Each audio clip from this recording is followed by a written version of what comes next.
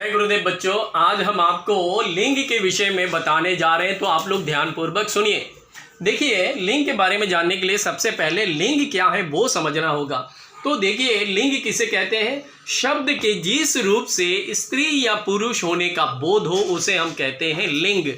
तो देखिए, इस चीज़ को और बेहतर समझने के लिए हमने क्या किया, हमने एक छोटा सा तस्वीर यहाँ पर लिया है। इस तस्वीर के माध्यम से हमने सोचा कि हम आपको लिंग के विषय में बताएं। तो देखिए, यहाँ पर एक चित्र है और यहाँ पर एक चित्र है। मैं इस चित्र की जो विशेषता है पहले मैं वो बता देता हूँ, तो शायद आपको समझ में आए। तो देखिए, इस चित्र में जो बच्चा है इसके जो बाल है वो छोटे छोटे हैं, और ना तो इन्होंने अपने मुंह में लिपस्टिक जो है वो लगाया हुआ है, और ना ही इन्होंने चूड़ियाँ पहनी है, लंबा सा पैंट पहना हुआ है। तो शायद आप लोगों को समझ में आ गया होगा कि मैं किसके बारे में बोल रहा हूँ। बिल्कुल सही समझा आप लोगों ने, मैं एक लड़के के बारे में बोल रहा हूँ। यानी कि ये जो लड़का है वो आ जाते हैं पुल्लिंग के अंतर्गत। अब आगे बढ़ते हैं। जो दूसरा तस्वीर है, इस तस्वीर की विशेषता भी मैं बताता हूँ, आप लोग ध्यानपूर्वक सुनिए और देखिए। ये जो तस्वीर है इसमें ये भी एक बच्चे का है। इनकी बाल जो है वो लंबे लंबे हैं। इन्होंने अपने होंठों पर लिपस्टिक लगाया हुआ है और हाथों पर चूड़ियाँ लगाया हुआ है और स्कर्ट पहनी हुई है। तो शायद आप लोगों को समझ में आ गया होगा मैं किसकी बात कर रहा हूँ। बिल्कुल सही कहा आपने, ये एक लड़की का तस्वीर है।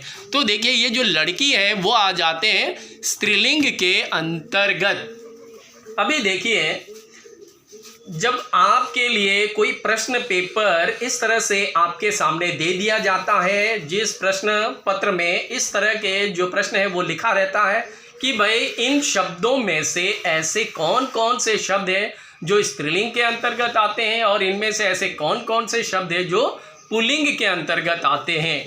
तो उस समय आप लोग जो है थोड़ा सोच में पड़ जाते हैं कि वाकई में इनमें से कौन से शब्द जो है पुल्लिंग के अंतर्गत आएंगे और कौन से शब्द है जो स्त्रीलिंग के अंतर्गत आएंगे।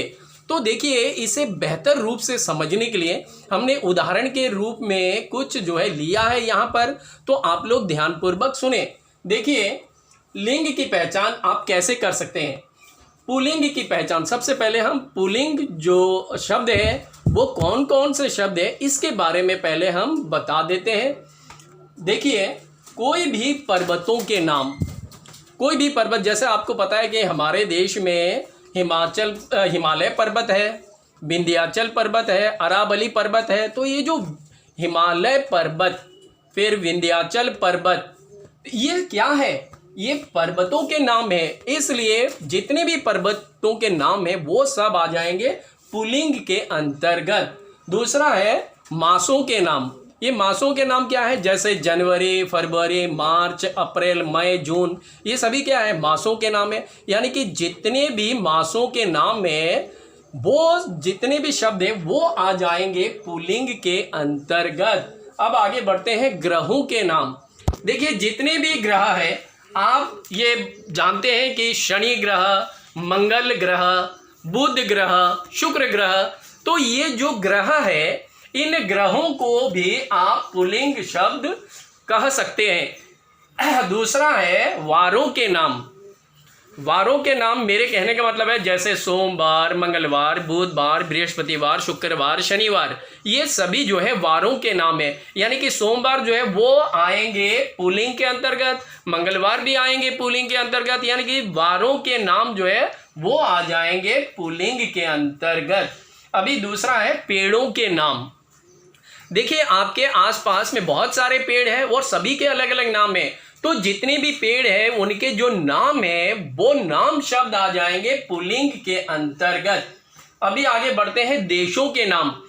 जैसे कि आप सभी जानते हैं कि ये धरती में बहुत सारे देश हैं, जैसे हिंदुस्तान, पाकिस्तान, बांग्लादेश, अमेरिका, जापान, इस तरह के बहुत सारे देश हैं। तो जितने भी देशों के नाम हैं वो जो नाम के शब्द हैं वो आ जाएंगे पुल्लिंग के अंतर्गत। अब आगे बढ़ते हैं सागरों के नाम। तो देखिए, आप और हम सभी जानते हैं कि हमारे देश में बहुत सारे सागर हैं, जैसे हिंद महासागर, प्रशांत महासागर, अरब सागर। तो ये जो सागरों के नाम है वो सभी आ जाएंगे पुल्लिंग के अंतर्गत। अब आगे बढ़ते हैं रत्नों के नाम। रत्न में जैसे कि सोना, फिर लोहा, ये क्या है? ये सभी रत्नों के नाम है। इसलिए जितने भी इस प्रकार के शब्द हैं जो रत्न के नामों से जुड़ा हुआ है वो सब आ जाएंगे पुल्लिंग के अंतर्गत। अब आगे बढ़ते हैं अनाजों के नाम। देखिए, आप सवेरे से लेकर शाम तक बहुत सारे अनाज जो है वो खाते हैं, तो जो भी अनाज आप खाते हैं हर एक अनाजों के अलग अलग नाम हैं। यानी कि अनाजों के नाम जो है, जैसे आलू एक शब्द है और ये एक अनाज है, तो ये आलू शब्द जो है वो आ जाएंगे किसके अंतर्गत? पुल्लिंग के अंतर्गत। अब देखिए धातुओं के नाम। अभी धातुओं में जैसे सोना है, चांदी है, ये सभी क्या है? धातुओं के नाम है। तो धातुओं के नाम जितने भी शब्द हैं जो धातुओं के नाम से जाना जाता है वो शब्द भी आ जाएंगे पुल्लिंग के अंतर्गत। अभी है द्रव्य पदार्थ। ये द्रव्य पदार्थ जो है ये क्या होता है? ये देखिए जैसे पानी, दूध, दही, तेल, घी, ये सभी क्या है? द्रव्य पदार्थ के अंतर्गत आते हैं। यानी कि दूध जो शब्द है वो पुल्लिंग के अंतर्गत आएंगे, पानी जो शब्द है वो पुल्लिंग के अंतर्गत आएंगे। मतलब द्रव्य जितना भी है जो वो भी हमने बोला वो सभी आ जाएंगे पुल्लिंग के अंतर्गत। अब आगे बढ़ते हैं शरीर के कुछ अंगों के नाम। देखिए, हमारा जो ये शरीर है इनमें कई अंग हैं, तो इनके कुछ अंगों के नाम है जो पुल्लिंग के अंतर्गत आते हैं, वो हम बता देते हैं। जैसे आपके सिर में जो बाल है, यानी कि बाल शब्द जो है वो आ जाएंगे पुल्लिंग के अंतर्गत। आपके भी मुंह है, मेरा भी है, हर किसी इंसान का मुंह है, तो मुंह जो शब्द है वो आ जाएंगे पुल्लिंग के अंतर्गत। दूसरा है कान। तो कान जो है एक शरीर का अंग है, यानी कि कान जो शब्द है वो आएंगे पुल्लिंग के अंतर्गत। इसके बाद है सर, यानी कि माथा जिसको बोलते हैं, तो सर जो शब्द है वो शरीर का ही एक भाग है, तो ये सर जो है वो आ जाएंगे पुल्लिंग के अंतर्गत। और दूसरी बात आपको ये भी ध्यान में रखना है कि ऐसे तत्सम शब्द, मेरे कहने का मतलब है ऐसे तत्सम संज्ञा शब्द जिनके अंत में अ से होता है, ऐसे शब्दों को आप पुल्लिंग के अंतर्गत रख सकते हैं। शायद आप लोगों को समझ में आ गया होगा, नहीं समझ में आया तो फिर इस चीज़ को दोहराता हूं कि पहले आपको ये समझना है कि तत्सम शब्द है क्या। देखिए, तत्सम शब्द हम उन शब्दों को बोलेंगे जो ऐसे संस्कृत शब्द जिन्हें हिंदी में ज्यों का त्यों प्रयोग में लाया गया है, तो ऐसे शब्दों को हम लोग बोलेंगे तत्सम शब्द।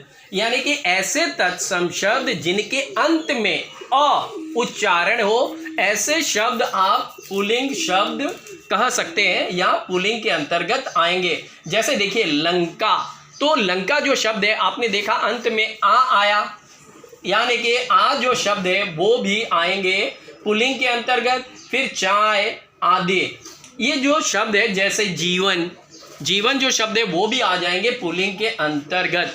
तो शायद आप लोगों को पुल्लिंग के बारे में समझ में आ गया होगा। तो देखिए, मैं एक चीज़ कहना चाहूँगा, आपकी जो पाठ्य पुस्तक है इसमें कई करोड़ों शब्द है, लेकिन ना तो कभी आप अपने माँ बाप से पूछते हैं ना तो अध्यापक से पूछते हैं कि इन शब्दों में से ऐसे कौन से शब्द है जो पुल्लिंग के अंतर्गत आते हैं। तो कृपया इस बात का ध्यान रखें, आपके सामने आपका अध्यापक हो या माता पिता हो, उनसे ये बात ज़रूर पूछें, तब आप और क्लियर हो जाएंगे, आपको और समझ में आ जाएगा। तो वीडियो का अगला भाग देखना न भूलें, क्योंकि अगले भाग में हम स्त्रीलिंग के विषय में बताएंगे।